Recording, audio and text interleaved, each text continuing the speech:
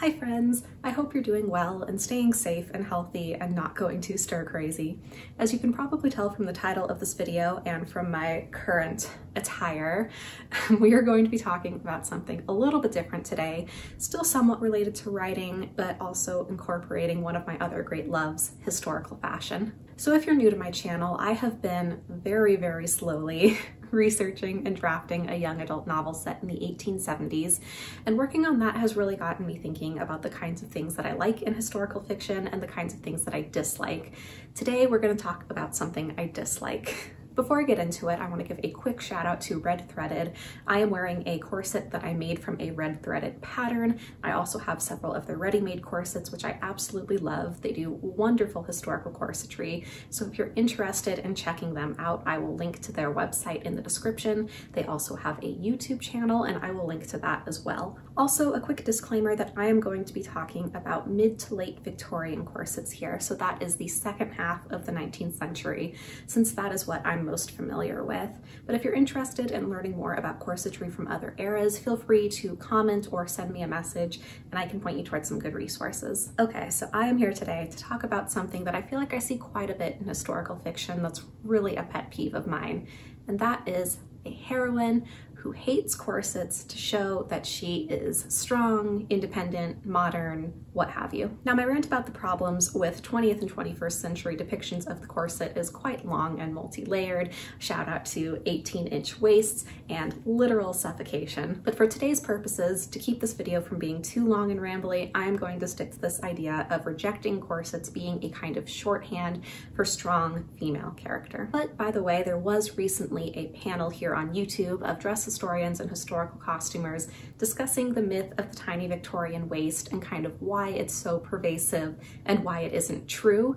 And it was absolutely fascinating and super informative, and that will be linked in the description as well. I'd definitely recommend checking that out. So first, I want to take a look at the historical context of corsets, why they were worn and what it was like to actually wear one. Because I think that part of the reason our modern perspective of the corset kind of seeps into our historical fiction is just that it's difficult for us to picture the corset being an everyday functional garment, which, by the way, is what it was. So why did women wear corsets? Of course, today we talk a lot about corsets and a lot of the other elaborate, unwieldy fashions of the Victorian era as being a product of a patriarchal society where women were very confined to the domestic sphere and expected to be very delicate and passive. And personally, I think that's a bit of an oversimplification. Looking at corsets from a purely practical perspective, they did serve a purpose. Not only did they help mold the body into the fashionable silhouette and protect the body from the weight of hoop skirts, bustles, petticoats, all the layers of skirts that were weighing on the waist.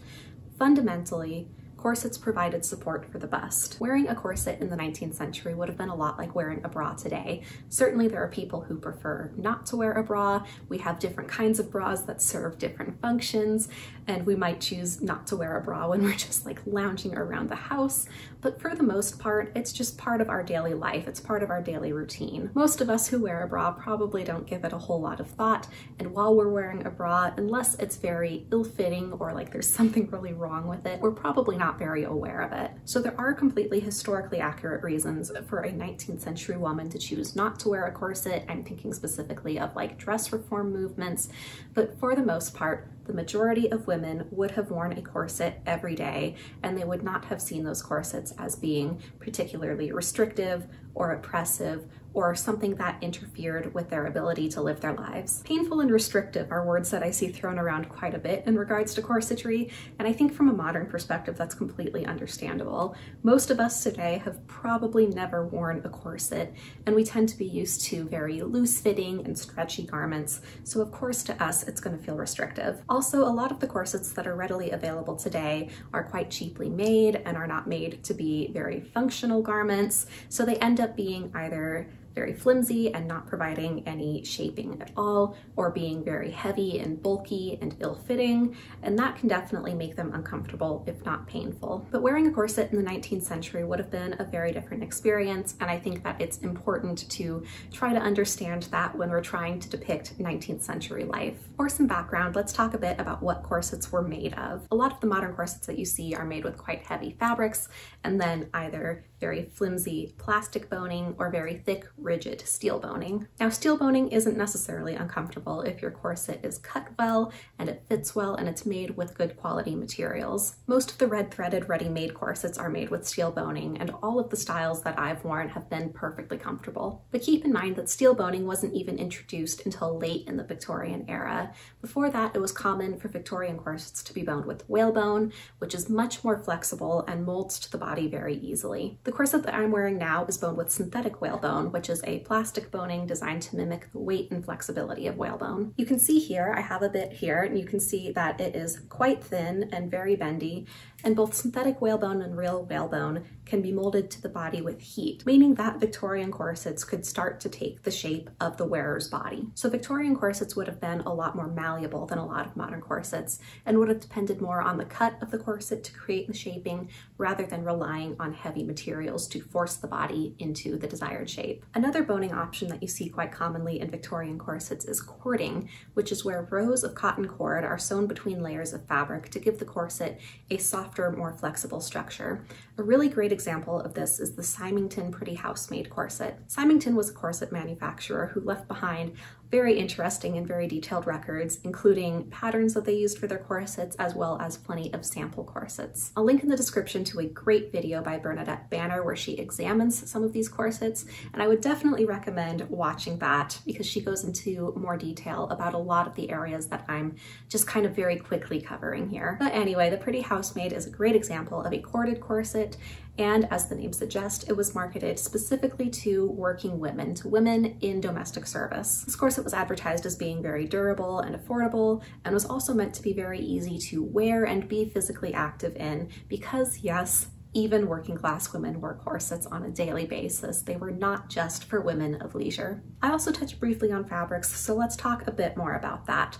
A lot of the modern corsets that you see are made with quite heavy duty fabrics, very stiff, even like upholstery weight fabrics, because again, many modern corsets rely more on materials to create structure rather than relying on the shape of the corset itself. So a lot of the modern corsets that you see are quite stiff and heavy, and I think because of that, people tend to be surprised how lightweight extant Victorian corsets actually are. Most of the Victorian corsets that I've seen are made with only a layer or two of fabric, typically a tightly woven cotton, often with a top layer of silk to make it pretty. My corset here is made with a single layer of cotton coutil, which is a cotton fabric specifically used for corsetry, so it's quite thin, quite lightweight. So again, this all just goes to illustrate how much more malleable Victorian corsets were than a lot of modern corsets, and how much easier to wear and move around in they were, because they were meant to be a functional garment. If you're interested in trying out a corset yourself and getting some first-hand experience, I would definitely recommend doing some research to make sure that the corset is going to be similar to one that would actually have been worn in the era you're researching, because in my experience, most modern corsets are just not going to give you the same feel as a historical corset. And I think that's something that really plays into a lot of our misconceptions about historical corsetry, because there just aren't a lot of modern equivalents. On that note, what is it actually like to wear a corset? Like I said, from a modern perspective, it does definitely take some getting used to. It's far more structured and tight-fitting than anything we wear today. It affects your posture and how you carry yourself. I definitely find myself much more upright while I'm wearing a corset. It's easier to sit up straight rather than kind of slouching back. But if you're wearing a properly fitting corset and not trying to lace it way too tightly, it's not uncomfortable. You can still comfortably eat and drink, although maybe in slightly smaller portions than you normally would. I personally don't really like the feeling of being super full in a corset. And while I probably wouldn't go like run a marathon in a corset, I can still definitely walk and dance and do all of my normal daily activities without feeling like my breathing or movement are being restricted. In regards to more intense physical activity, Isabella Pitcher has a great video on her channel Prior Attire about being active in a corset, and I will link to that below. I would definitely recommend checking that out because it really does show the range and ease of movement that you have in a good corset. Also, I said I wasn't going to go into the myth of the 18-inch waist because that is just opening a whole nother can of worms, but I do want to talk briefly about waist reduction. Tight lacing, or the practice of lacing your corset extremely tightly for significant waist reduction, was an extreme of fashion. Just like how today most women don't wear like 6-inch heels on a daily basis, most women in the 19th century were not tight lacing their corsets on a daily basis. According to a study conducted in 1887, again, link in the description to an article discussing the study. But according to the study, the average woman only reduced her waist by about 2.5 inches, with many women seeing less reduction or no reduction at all. In this corset, which I have laced quite comfortably, I am getting about 2 inches of reduction. So this is what 2 inches of reduction looks like on me. Now, how much you can comfortably reduce your waist depends a lot on your body, and a lot of the apparent reduction that you see is actually optical illusion. And again, I don't want to spend too much time on the subject because I could ramble about it forever, and it's only kind of tangentially related to the point of this video. But there is a lot more information and everything that I'm linking in the description, so I would really encourage you to go explore some of those links. One more quick side note here that has to do with how you wear a corset. So often in historical fiction, I see corsets worn against bare skin, and it just makes me cringe every single time. You can see that I am wearing a chemise under my corset. Of course, this base layer helps keep the corset clean. A plain cotton or linen chemise is much easier to launder than a corset, but it was also worn for comfort. Bare skin against a corset, especially if you're wearing the corset for a long period of time, especially if you're getting a little sticky, it's not comfortable. Don't do it. There is a reason why historically there is always a layer between the skin and the corset. And again, if your only experience with corsets has been with modern corsets, a lot of the time you don't have that layer between the skin and the corset, and that can definitely have an impact on your experience wearing a corset. Okay, so what is the point of this video? Why am I talking about this? Why is this widespread rejection of the corset in historical fiction something that bugs me so much? Aside from the fact that, you know, whenever you learn about something and then see inaccurate depictions of that thing, it can be a little annoying. I think that my problem with this modern perspective of corsetry seeping into historical fiction really comes down to an oversimplification of life in the past, specifically the lives of women. Victorian women were not helpless. The vast majority of women did not just sit around all day looking pretty. Their lives then were as real and complex as our lives now, and those very real women wore corsets. And because of this, I think that suggesting a character's strength through her rejection of the corset can imply that women who did wear corsets, which is to say the majority of women, were weak. It can end up becoming an I'm not like other girls kind of problem, which is of course damaging because it suggests there is something inherently wrong with women that needs to be overcome. I'm definitely not saying that every fictional character who hates corsets plays into this archetype, but I do think it's something that's good to be aware of to make sure that we in our own work are not veering in that direction. I think it's important to depict the realities of life in historical fiction, and the reality is that women have always been strong and capable and intelligent. Fashion doesn't change that, and I think that revising our history to suggest otherwise at best is inaccurate, and at worst can perpetuate a harmful idea. I also think that part of it is just that thing that we do where we think that because we do something differently now, that means that we're doing it better,